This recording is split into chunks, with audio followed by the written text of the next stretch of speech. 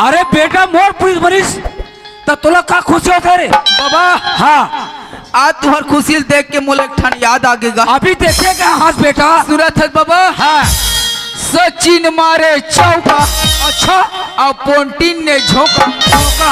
सचिन मारे चौका अच्छा और पोंटिन ने झोंका। हाँ आज तुम्हार खुशी देख के बाबा कहाँ हो गए मैं झौहा भर पोका।